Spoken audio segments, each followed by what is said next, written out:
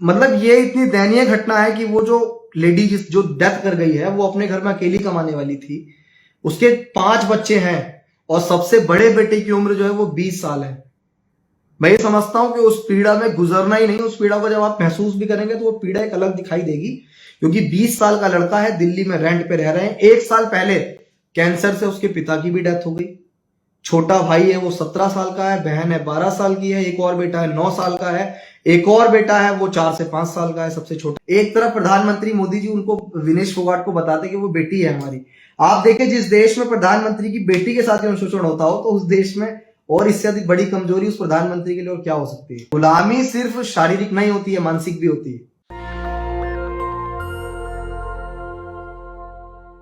नमस्कार, मैं शंभू कुमार सिंह और आप देख रहे हैं नेशनल 10 और अभिषेक हमारे साथ हैं।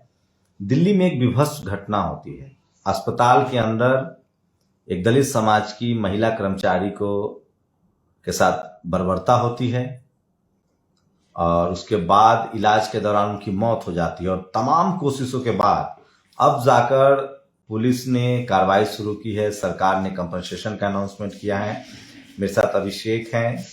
आप इनको एक कवि के तौर पे जानते हैं, बहुजन एक्टिविस्ट के तौर पे जानते हैं, युवा नेता के तौर पे जानते हैं। अभिषेक उस पूरे मामले को देख रहे हैं।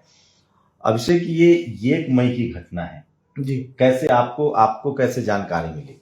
दरअसल हमारे पास उनका एक जो बेटा है जिनकी डेथ हो गई महिला की, अच्छा। हाँ, मैं नाम नहीं लूंगा। हाँ। उनके बेटे का जो है कॉल आता है हमारे जो प्रतिनिधि हैं राजपाल सिंह, उनके पास कॉल आता है। तो वो रो के बताता है कि मेरी मम्मा के साथ इस तरह की घटना हो गई है और पुलिस इसमें आनाकानी कर रही है, हमें मिलने भी नहीं दे रही है और हमें ना वहां तक पहुंचने दे रही है, ना ये बताया जा रहा है कि आखिर किसने किया है। पुलिस ये बता रही है कि आरोपी गिरफ्तार हुआ है, लेकिन कौन गिरफ्तार हुआ है हमें ये भी नहीं बताया जा रहा है।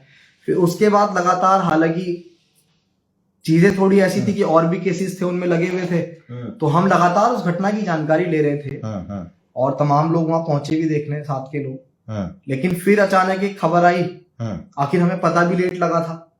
फिर अचानक उसका कॉल आया कि भैया मम्मा जो है वो डेथ कर गई है। और वो कब डेथ कर गई है? आज 10 मई है। 10 है ना, 8 तारीख को 8 तारीख को वो डेथ कर गई है। और जैसे ही हमने ये सुना तो हम एकदम बिल्कुल ये हो गए, क्योंकि हमें बताया गया था कि वो थोड़ा सा रिकवर कर रही है धीरे धीरे।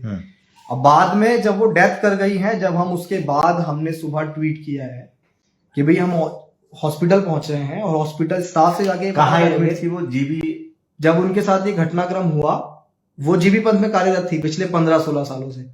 उसके बाद जब उनके साथ ये घटना हुई जीबी पंथ के 3rd फ्लोर पे, मैं तो इसमें पूरा जो हॉस्पिटल स्टाफ है उसको घेरे में लेता हूँ कि आपके सीसीटीवी कैमरास और वो जो स्टाफ है जो वहां काम करता है। और ये घटना करीब 10 या 10:30 बजे की बताई जा रही है। उस समय स्टाफ कहाँ था, कैमरास कहाँ थे? भाई उस महिला के साथ इतना बड़ा दुष्कर्म हुआ कि उसकी रेप की गई और उसके बाद उसके प्राइवेट पार्ट में रॉड तक डाला गया। वो चीखी भी होगी, चिल्लाई भी होगी, तो किसी को पता ही नहीं लगा। इसमें हमें कहीं ना कहीं लगता है कि दिल्ली पुलिस जो है वो यहाँ पे किसी न किसी आरोपी को बचा रही है, क्योंकि सिंगल पर्सन जो है इतना बड़ा कार्य कर ही नहीं सकता है। वो जो कृत्य उसके साथ हुआ है महिला के साथ, डॉक्टर्स बता रहे थे कि पेट के अंदर की जितनी भी चीजें हैं वो बिल्कुल खराब हो गई, जिसकी वजह से उसकी डेथ हुई। वो बिल्कुल भी रिकवर कर ही नहीं पाई थी लेडी।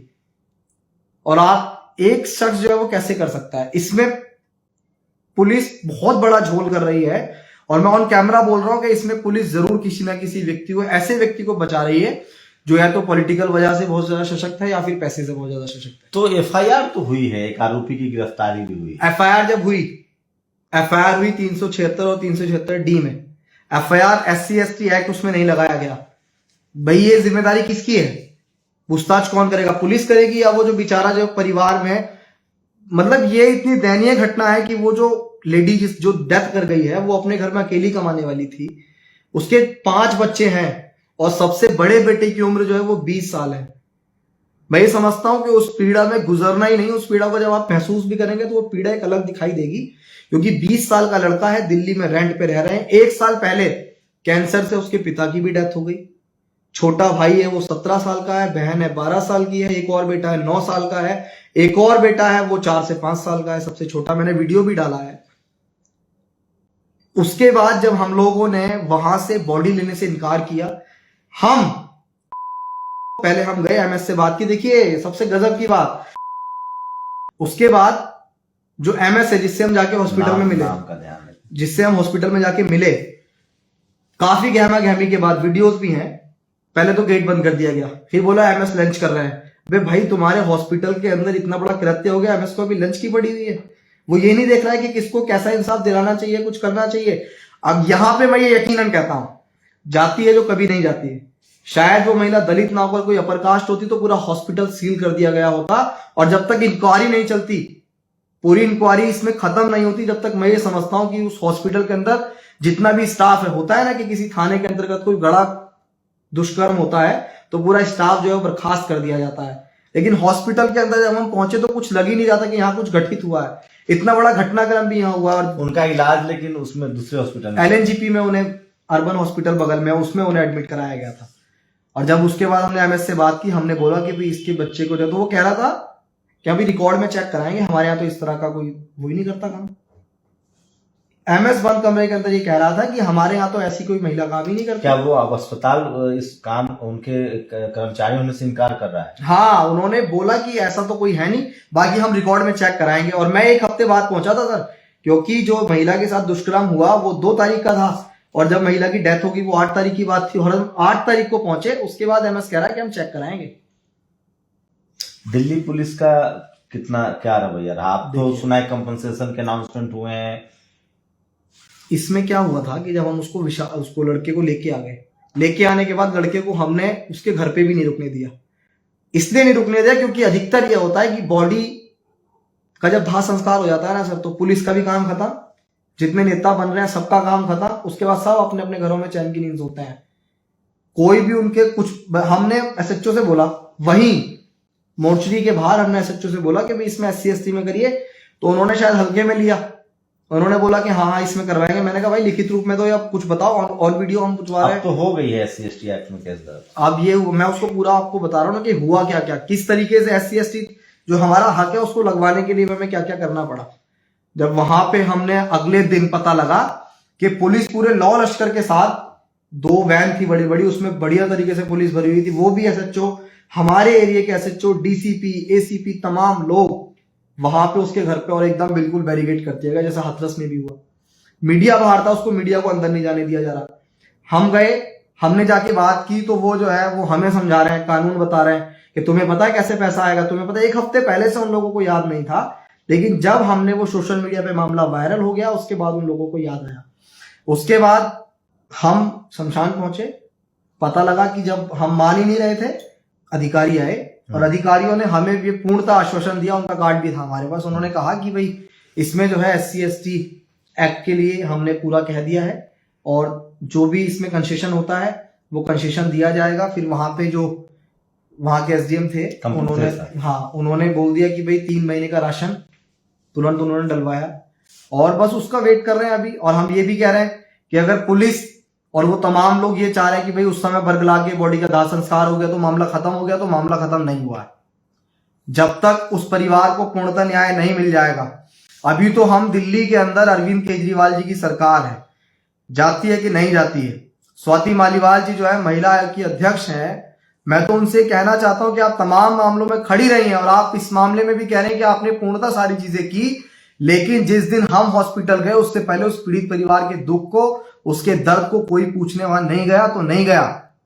अगर आप ट्वीट करके ट्वीट किया है कि हमने केस दर्ज करवाया, दिल्ली पुलिस को तलब किया, ये वो बताएंगे, पीड़ित परिवार बताएगा कि कौन उनके साथ खड़ा रहा, कौन नहीं खड़ा रहा। वहां कॉलोनी वाले लोग बताएंगे कौन के साथ खड़ा रहा, नहीं रहा। जब वहां 1 हफ्ते बाद वो डेथ कर गई है, उसके बाद वो खुद राजनीति चमकाने वहां पहुंच रही है, और वो ये दूसरों के ऊपर आरोप लगा रही है कि हमने सारी चीजें करवाई और दूसरे लोगों ने कुछ नहीं करवाया। तो गए थे वुमेन कमीशन भी, आप गए थे? हाँ, मैं गया था। वहां जाने के बाद बर्ताव ऐसा था कि हम तो उनकी बातों को मान रहे थे, वहीं हमें लोग बोल रहे कि एक एटीट्यूड दिखा रहे हो, कमाल हो गया। और वो SC कमीशन से भी आप लोगों ने, SC कमीशन से हमारी जब बात हुई तो उन्होंने कहा कि हम जो भी इसमें है वो करवाएंगे, क्योंकि वो लोग मजबूरन भी आए, प्रशासन ने उन लोगों को बुलाया, दबाव था, क्योंकि हम मान ही नहीं रहे थे। बॉडी हमने मोर्चरी से निकलने ही नहीं दी, तुम लोग मुझे यहाँ घेर के रखोगे, हमारे लोग तो सब जगह है।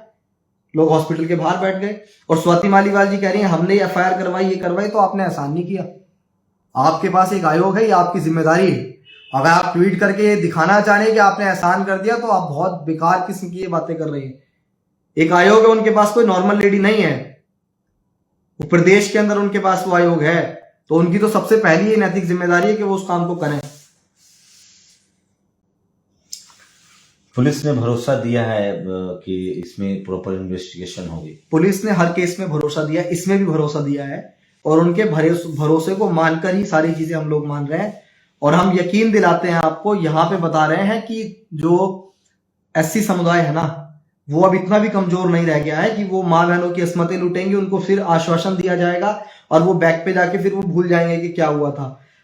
आश्वासन दिया, हमने एक्सेप्ट किया कि चलिए आप लोग प्रशासनिक अधिकारी, हम संवैधानिक दायरे में चीजों को करने वाले लोग हैं, लेकिन अगर इसके बावजूद उनकी सारी मांगों को नहीं माने गए जो हमने की, उसको नौकरी, एक बच्चे को हॉस्पिटल में जिस भी पद के वो लायक है उसकी पढ़ाई के अनुसार, उसके बाद जो भी उसको कंसंट्रेशन मिलना चाहिए वो, उसके बाद हमारी केजरीवाल सरकार से भी मांग थी कि आप 50 लाख रुपए का मुआवजा दीजिए। आपने देखा होगा ना, तमाम अगर किसी के साथ भी हो जाए तो एकदम तुरंत मुख्यमंत्री जी उठ के पहुंच जाते हैं उसके घर पीड़ित परिवार से मिलने, लेकिन आपको यकीन दिलाते हैं कि वहां कोई भी नहीं पहुंचा अभी तक।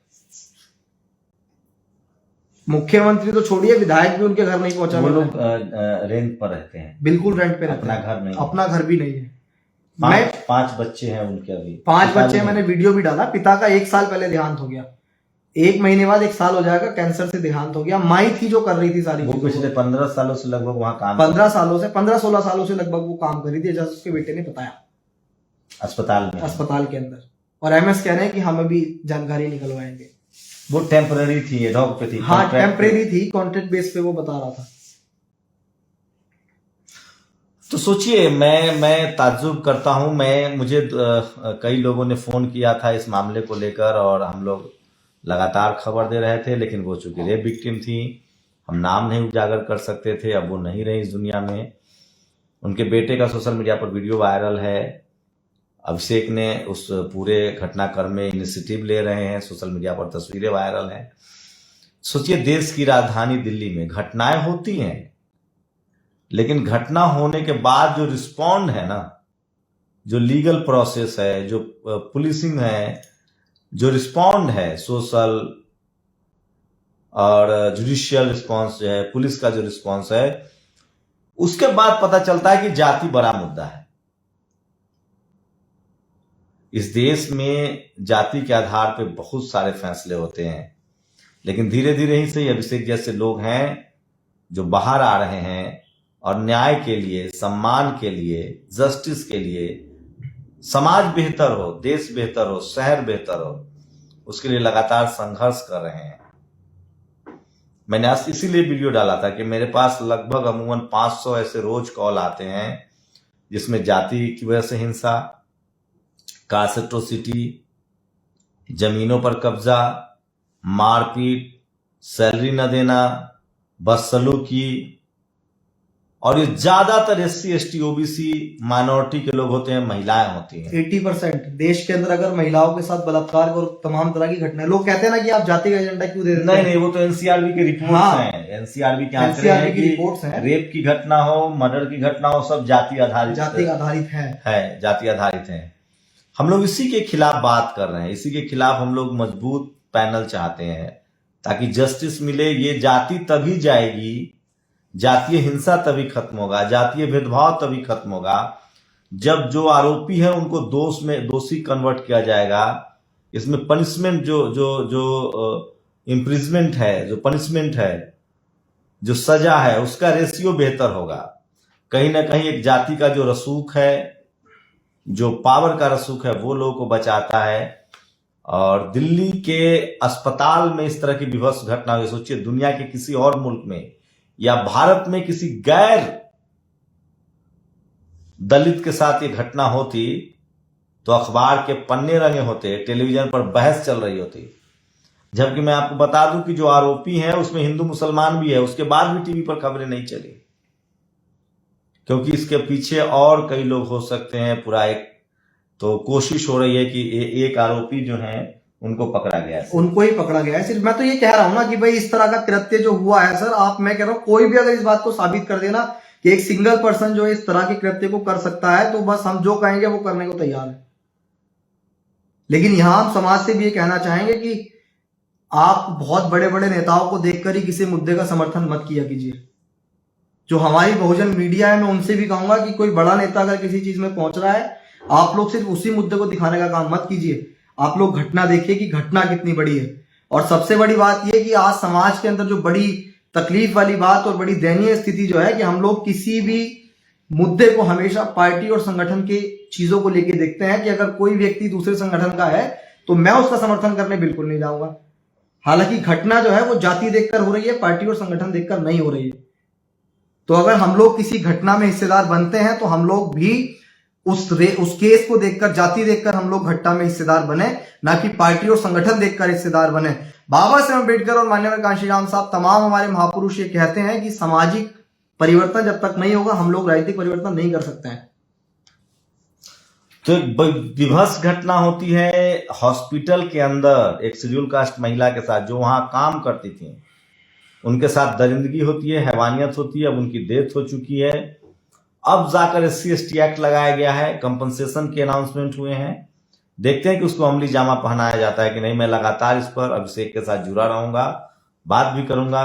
मैं फिर कह रहा हूं, बहुजन समाज को सचमुच हजारों पत्रकार और मीडिया चैनल्स की जरूरत है, ताकि इनके ऊपर जो अपराध होता है, जो जातिगत हिंसा है, जातिगत भेदभाव है, सोचिए अभिषेक जैसे लोगों की जरूरत है। आपके पास कलेक्टर भी है, मेंबर ऑफ पार्लियामेंट है, मिनिस्टर भी है, SP DM भी है।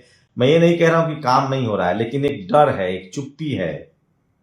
आपको सोशल एक्टिविस्ट, पॉलिटिकल लीडरशिप और उससे भी बढ़कर जो सोशली अवेयर लोग हैं, और उससे भी बढ़कर जो घटनाएं हो रही है, सोचिए सोशल मीडिया नहीं होता तो आज हम लोग डिस्कस भी नहीं कर रहे होते। हमें सचमुच एक टेलीविजन चैनल्स की जरूरत है। आपने वकील, जज, बैरिस्टर, MP, MLA, नेता, अभिनेता सब बनाए हैं। पत्रकार बनाने की जरूरत है, टेलीविजन चैनल्स खोलने की जरूरत है, सोशल मीडिया प्लेटफॉर्म को मजबूत करने की जरूरत है, ताकि इस तरह की घटनाओं पर संज्ञान लिया सके। जिस तरह से दिल्ली में महिला खिलाड़ी धरने पर बैठी है, मैं लखनऊ में एक खबर बताऊंगा किस तरह से कॉलेज में जाति आधारित एक शेड्यूल कास्ट स्टूडेंट का उत्पीड़न हो रहा है, हैरेसमेंट हो रहा है। वो कई बार पुलिस के पास कंप्लेन कर चुकी हैं, FIR दर्ज नहीं हो रहा। हम लोग बड़ी तहकीकात के साथ, बड़ी तैयारी के साथ आएंगे और आपको रूबरू कराएंगे। शुक्रिया अभिषेक, हमसे बात। मैं यहाँ पे एक बात और कहना चाहता हूँ। आपने अभी रेसलर के प्रोटेस्ट की बात की, मैं उन रेसलर से भी कहना चाहता हूँ कि आपके साथ जो शोषण हुआ, उससे बड़ा शोषण आपके ही नजदीक पे भी हुआ है। इस मुद्दे को भी आप लोग ट्विटर पे जब तमाम लोगों से तमाम तरह का समर्थन मांग रहे हैं, और ऐसा नहीं है कि हम लोग समर्थन में पहुंचे नहीं है, वो हमारे देश का गौरव है, हम उनके पास गए। लेकिन यहाँ पे एक महिला के साथ जिस तरह तो आजकल तो वो सोचिए, वो किसान समाज की महिलाएं, वो भी आजकल विक्टिम है, और उनके पास भी TV अखबार न है। हाँ। सब उनके मध्य भी बहुत उछल नहीं रहे हैं। देखिए यहाँ पे कहेंगे तो ये हो जाएगा कि अब इसको भी अब अलग अपना रूप दे रहे हैं। नहीं, कहना तो ये है कि हम कहना नहीं चाह रहे हैं, लेकिन सच तो ये है कि वो OBC कम्युनिटी जो है वो ये चीजों को समझ ही नहीं रही है। अब भी वो भी अब पीड़ित की लिस्ट में आ गए हैं। अब पता लग रहा है ना, धीरे धीरे पता लग रहा है कि जो माननीय कांशीराम साहब कहते थे ना, SC ST OBC और माइनॉरिटी, उनके साथ जो शोषण हो रहा है, लेकिन शायद उसमें एक कम्युनिटी थी, वो ये समझ रही थी नहीं, ये तो सिर्फ राजनीतिक रूप से अपना एक नया रंग देने के लिए इस बात को कह रहे हैं। लेकिन धीरे धीरे चीजें साबित हो रही हैं और निकल के आगे न्याय के लिए संघर्ष करना पड़ रहा है। देखो ना, आप महिला होके एक तरफ प्रधानमंत्री मोदी जी उनको विनेश फोगाट को बताते कि वो बेटी है हमारी। आप देखें, जिस देश में प्रधानमंत्री की बेटी के साथ ही शोषण होता हो, तो उस देश में और इससे अधिक बड़ी कमजोरी उस प्रधानमंत्री के लिए और क्या हो सकती है। वहां भी जाति का मसला, उनमें भी बिल्कुल जाति की वजह से उनको भी मीडिया ने। मैं ये कह रहा हूँ कि भारत की कड़वी सच्चाई है जाति सर, और वो जाति है जो कभी नहीं जाती है। इस देश में जो हम कहते हैं ब्राह्मण, क्षत्रिय, वैश्य, शूद्र, वो मनुस्मृति खत्म हो गई है, लेकिन आज भी वो स्थापित है देश में, दिमाग में भरा हुआ है लोगों। गुलामी सिर्फ शारीरिक नहीं होती है, मानसिक भी होती है, और आज भी वो मानसिक रूप से जकड़े हुए हैं। तो दिल्ली में, देश की राजधानी दिल्ली के एक बड़े हॉस्पिटल में एक महिला के साथ बर्बरता होती है। अब उनकी मौत हो चुकी है, और उसके लिए, न्याय के लिए, जस्टिस के लिए लोगों को गुहार लगानी पड़ रही है। टीवी चुप है, अखबार चुप है, क्योंकि वो टीवी अखबार जाति के हिसाब से कैंपेन चलाती है। शुक्रिया अभिषेक हमारे साथ जुड़ने के लिए। अगली बार प्रशासन जो है महज आश्वासन देके हमें रोक नहीं सकता सर। तो प्रशासन भी अब सोचिए इस तरह के हालात हैं, खासकर SC ST दलित पिछड़े शोषित वंचित और किसान समुदाय के मामले में देखा जा रहा है कि प्रशासन भी बहुत डिले का काम करता है। मैं फिर कह रहा हूं ये जातिवादी मुल्क है। चपरासी से लेकर चीफ जस्टिस तक जाति से फैसले होते हैं, उनकी जाति पर नजर रखिए। और इस देश के हर समूह हर जाति को अपनी भूमिका निभानी पड़ेगी, उनको बातचीत करना पड़ेगा और सबको जब तक डाइवर्सिटी नहीं आएगी तब तक चपरासी से लेकर चीफ जस्टिस तक चेक एंड बैलेंस नहीं होगा, डाइवर्सिटी नहीं होगी, तब तक न्याय मिलना मुश्किल हो जाएगा। आप लोग अपनी प्रतिक्रिया जरूर दीजिए। शुक्रिया।